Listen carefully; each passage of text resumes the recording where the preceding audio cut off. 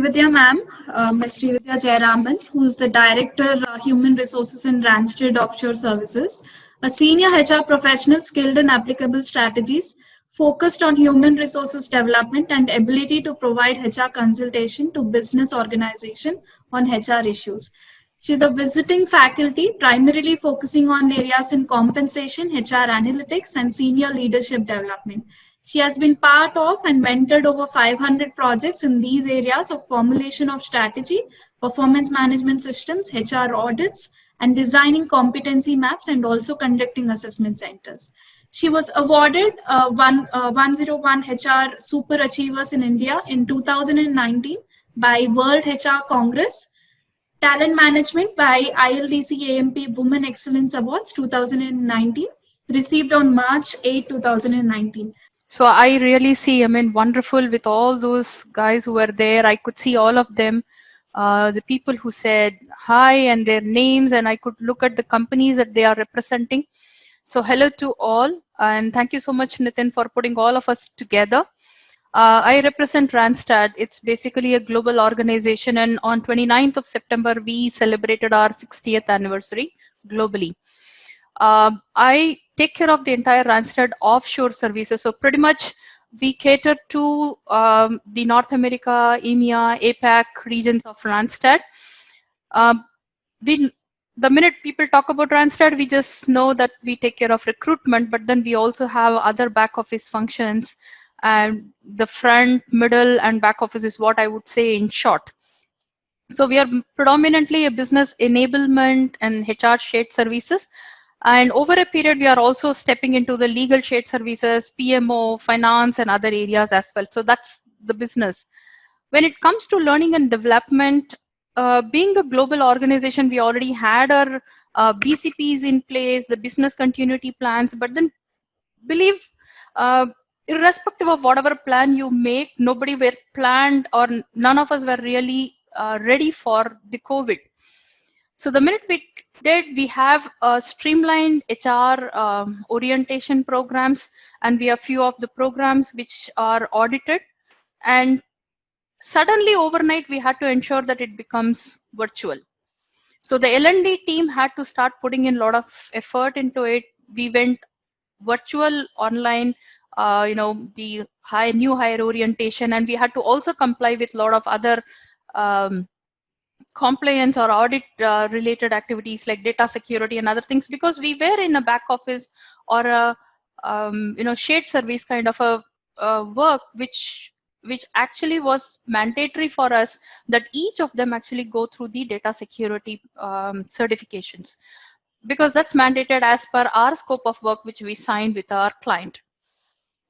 Apart from this, the biggest other developmental activities or the challenges that we had was overnight, the team suddenly started feeling that it was not just the emotional quotient, but it was a social quotient as well as the intelligence. Every bit of it is something that's required. So how do I manage a remote team?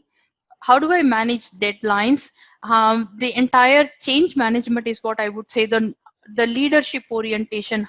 So we had to literally start working on not just our business principles, but what leadership style you need to have, the cultural qualities, how do you achieve the objective, how should we help our managers in their growth, what are the specific skills. And believe me, each and every department had different skills, because I'm talking about various shared services here.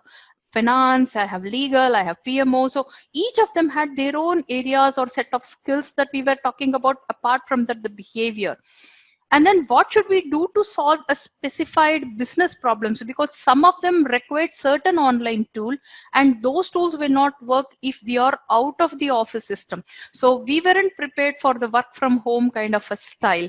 Ours was pretty much a style where you need to work at office. So we had certain people who used to leave their mobiles outside, so that's a kind of restricted zone is what we had. And suddenly overnight everything started changing. Plus we had the developmental plans that we need to look at. It could be on how do I develop my second line of leaders, the first time managers. So here I'm talking about the complete set of challenges. I had Randstad University, I had an LLM. So technically speaking, you have everything, but once everything becomes e-learning format, believe me, people get frustrated and they lose interest.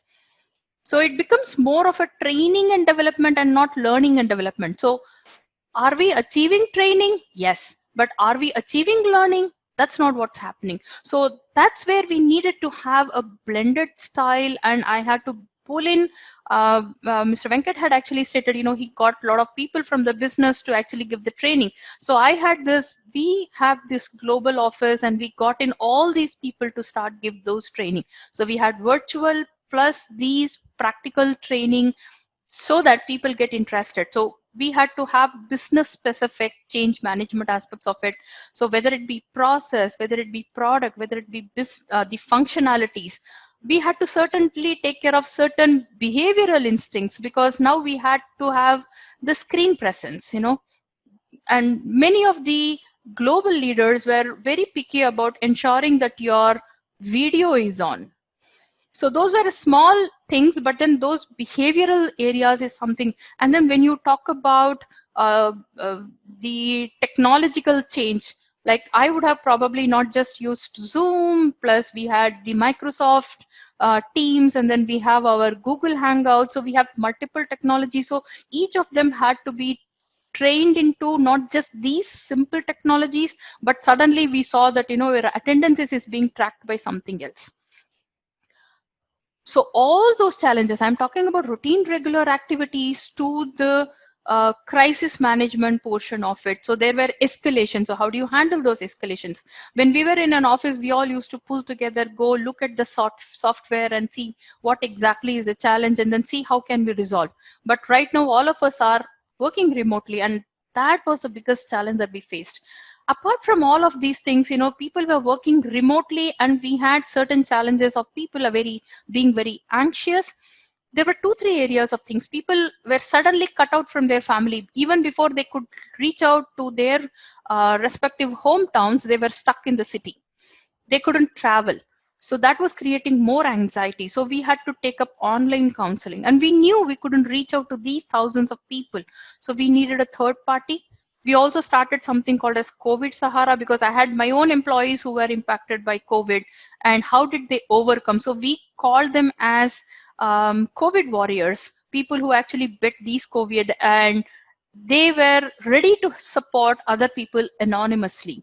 So we created a group called COVID Sahara, where whoever wanted, they can ask questions and they get a representation or responses. They were not really medical advices, but they were like, hey, I overcame, so you also can overcome, kind of a feeling is what I would say. But over all these challenges, there were many things we had to go creative. There are some we needed more technical capabilities. But end of the day, to be very frank, the wants are never complete. You ask them, people will continuously say that there are too many other things. The requests are still pouring in, but then our focus has to be pretty much on the business and towards our automation. As we move towards automation, we have to start measuring the work. So that was pretty much the need of the hour that we had. So whatever we could do in the office, as we moved to work from home scenario, many things changed. We also had to run simple things like insurance campaigns so that people know whom to approach.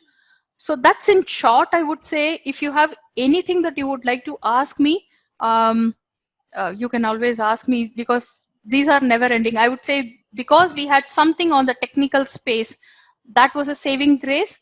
But did it solve all our problems? I would still say no.